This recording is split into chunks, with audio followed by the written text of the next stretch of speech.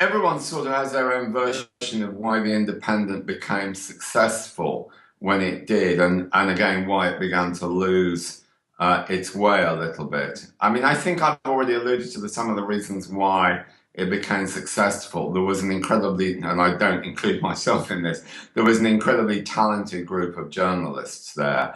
Um, the Independent became also, I think, slightly against the expectations of its founders.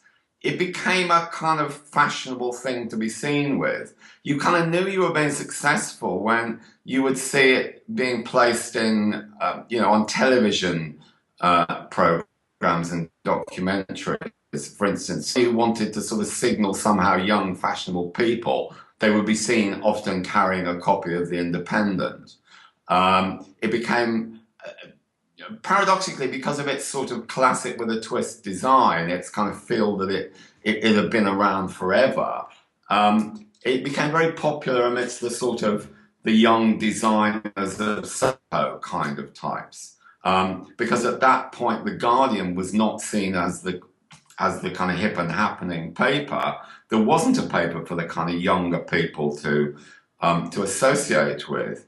And the young culture, and it had a very, very, very strong arts cover, led by Tom Sutcliffe, who is still a presenter on Radio 4. It had a very strong arts coverage, and it was quite cutting edge. It was quite, it was quite on the money, and that helped as well. So I think it felt kind of new and modern, but it felt like that sense of that people would respect its intellectual capabilities and its careful and uncluttered design. And so it appealed to a different kind of, it was a sort of metropolitan audience. It was different to the kind of traditional working class audience of the Guardian and the Daily Mirror. And the Guardian at that point was still very much locked into its kind of northern teacher, public sector worker type of audience, whereas the Independent appealed to a slightly different, more urban, southern England, and then the audience was always concentrated in the south of England type of audience. And this was slightly different to the way I think the founders had conceived it, which was always perhaps as a slightly more aimed at a slightly perhaps older readership, a slightly more what you might call economically dry readership, the sort of perhaps the more sort of money-making city yuppie types as they all were at the time, running around with their file of faxes.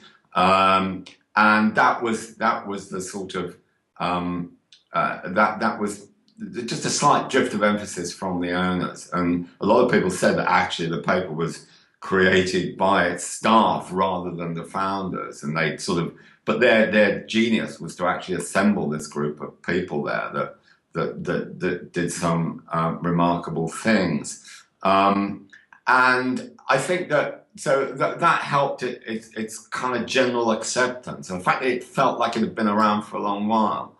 And I think it sort of appealed just to kind of reinforce the design. Same people that kind of respected, for instance, a pair of Levi's or a Zippo lighter as a sort of piece of design. They liked the Independent.